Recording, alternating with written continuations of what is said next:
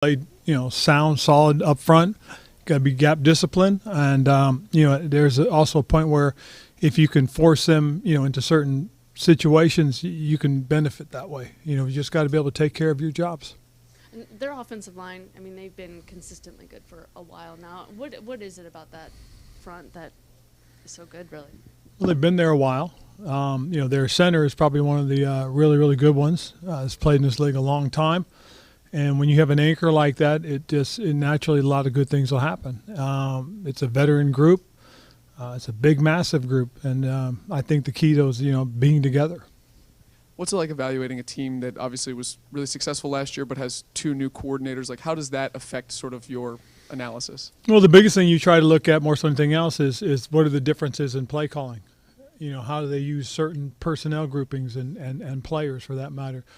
Those are all things that you look at when you're looking at tape, is what are the differences? And you refer to some of your notes from last year and kind of compare and go through it that way. Especially early in the season, like, is that something that you look at mostly the 3 games they've had together? Or I guess how do you balance what they did well last year versus this?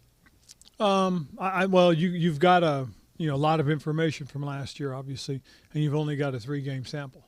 And that's what you're trying to decide and decipher through in your comparisons. Hey, Ron, 19 sacks through 3 games for Sam. How's he physically holding up, and how do you have to keep that in mind as this all progresses? Well, I think he's holding up pretty well. He practiced well today, had a good day as far as throwing the ball. But, yeah, it is something we most certainly do pay attention to, and obviously it's early in the season, but you don't want it to happen and continue to happen, have it wear on him. So it's something we are most certainly aware of. Looking ahead to Philly now, offensively, if you subtract the interceptions and the sacks, he kind of moved the ball okay. How do you get that message through that these guys can do this going up against a tough opponent on the road?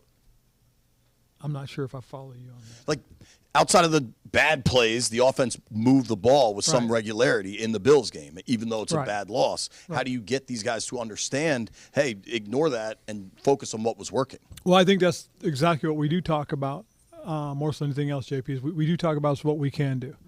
Look at the things that we've done positively, look at what we've learned and how much we've improved. And then we take the bad things and because you can't get rid of them, but we try to dissect those and understand them even more when we talk to the players, when we sit down and explain, hey, this is what we're trying to do, this is why we're trying to do it. But again, just knowing that we are capable, I think, is probably the best thing that's good for our guys. And we'll go from there. Looking at practice coach and even in the locker room after practice, the spirits, I guess, around the locker room seem to be pretty up, despite the recent loss. Can you talk about, is that your impression from today's practice and how important that is, if so? Well, I think it's a positive approach more than anything else. I mean, we know that we had opportunities. We didn't take advantage of them. We missed some chances out there. And I think the guys feel that, we're better than that. And I think that's part of the reason why these guys feel, positive. I thought their approach to today's practice had a lot of energy, a lot of high energy, and that was another good thing that that's important. You got to be able to bounce back and get yourself refocused. This is a very good football team we're playing. It really is, and we're going into a very tough environment as well. So, we've got to rally around one another and make sure we understand what it takes. And then seeing what they were able to do against, the Tampa Bay Buccaneers on Monday night, trying to run the ball consistently and just really kind of getting nowhere. Is it, without getting too much obviously into strategy, like how much can you take from like the most recent outing and the opposing team's strategy against your next opponent? Well, I mean, what you really have to look at is just the similar things that you do compared to what Tampa Bay did and Minnesota did and New England, and you try to marry that to what you want to do. And by doing that, then you can kind of dictate or determine what you're going to, what your strategy is going to be against them. I mean, again, as I said, it's a very good football team, a very well-coached football team. Hey, Ron, when you talk about patience with a young quarterback, do you kind of look at Philly and how they handled Jalen Hurts as kind of a model at all in terms of letting him grow and develop? I think that's what you do is you look at other teams that have had young quarterbacks come in and do the things that they've done, and there's a lot of good young quarterbacks that have come in and have done really well, and there's been some that have struggled. But you'll never know unless you play them, and that's what we're trying to do right now and see what kind of growth we're going to get out of Sam. he had a tough week last week, and we'll see what he learns from it. And how have you seen Jalen Hurts evolve over the years? What's kind of the biggest growth in his game? I think when you go back and you look at the 2021 season, and you see the things that Jalen did, and and how he started to develop, they adapted their offensive scheme to fit him. I thought that was a brilliant move by Coach Nick.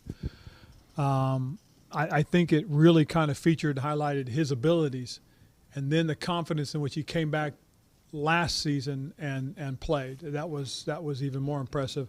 And this year you see the same steady guy, and I think they have an even more talented group of runners. So they're, like I said, they're a very good football team. Ron, are you starting to see any sort of similarities between how teams are trying to attack, I guess, your protection and to attack Sam with the pass rush? I don't think there's, when you look at it and look at some of the things and try and compare some of them, there are some things that are similar, but there are some things that are completely different. I think part of it has to do with, how we handle it as individuals, how we handle it as a unit. That's really the thing that, we're looking at more so than anything else. I mean, we do see that, people run certain line stunts, people run certain pressures. Sometimes they line up guys in a wide 9, sometimes they come off of being in a 6 or a 5 technique. So it's just the game itself. And with him, because what's the line between him holding it, looking for the big play, versus holding it because he's not getting through his reads? And how do you see like that with him? Well, I think when you look at the things that Sam's trying to do, I think he's trying to make plays, and sometimes it's just dumping the ball and getting rid of it. Or throwing it away for the most part. And I think that's part of his growth period. Ron, for Emmanuel, what stood out the most so far through 3 games? I think when in watching him and some of the things that he does, I think he's got to continue to work on his technique and really be even better with it. I mean, he's got a tremendous skill set. He's got great quicks. He's got a great plant and drive. But I sometimes his footwork, his body positions, he can be better at it. He really can. I mean, he's such a young player, and I just think it's about him refining the technique that he's going to use and he's going to play with. You may have heard he's kind of a skinny guy. So is Devontae Smith on the other side. Is that an evolution of scouting, of how teams look at players that maybe a decade or so prior, those guys are not getting viewed as being first-round picks? That is that a sign of how things have changed? Well, I think when you look at what medical science tells you, and it tells you, you dig even deeper into a player based on that type of stuff, you'll find what, words like bone density come out and potential for growth and all those types of things. Young man's going to obviously mature physically. So, you do that with that in mind, but there are also some analytics that just tell you it's hard to pass up a guy with that many interceptions, especially in the SEC. I mean, that's part of the reason we did what we did, knowing that, he has the potential for those types of things. Ron, earlier, Sam Howell sat up there and didn't play the blame game. He took accountability, said, I have to play better, I have to be better. What does that show from a maturity aspect, and what kind of maybe a boost can that give in the locker room? Well, I think part of it is that the young men, his teammates in that locker room know that he's going to hold himself accountable first and foremost. And it's true. And he's right. He can play better. We can play better as a team, and we can coach better. I mean, that's just the way it is. I mean, when you lose a football game like that, everybody's culpable. And just the fact that he's willing to get up there and tell everybody, hey, I can be better, that's important. And his teammates most certainly do appreciate that. Sort of on that same token, the growth of Sam, that he's had so much success and then had this low moment. Have you learned anything about him, the way he's played, the way he's been a leader? Yes. There is a resilience to him that his teammates appreciate. And just kind of the way he handles himself as he walks around, the facility. And it's, he's just like any of the other players. He one moment he's really serious about it and recognizing, understanding what he has to do. The other moment he can be lighthearted and laugh with the guys. I mean, I think he's exactly where he needs to be right now. It's one of those things that like I said, we all share in the blame, and what we've got to do is we've just all got to be better.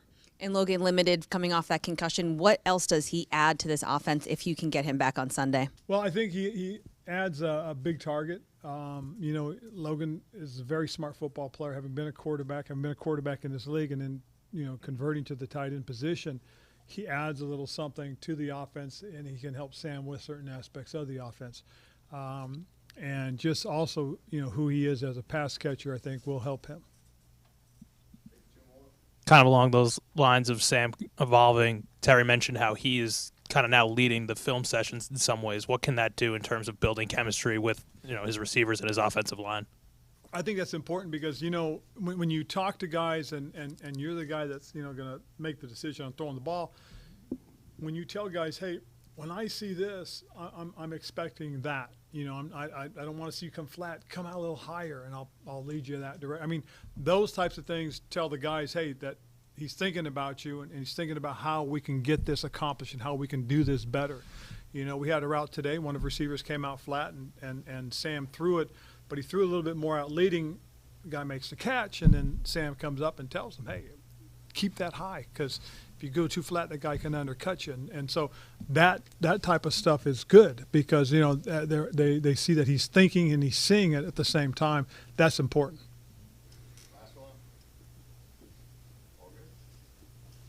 Anybody? All right, cool. Thank you, guys.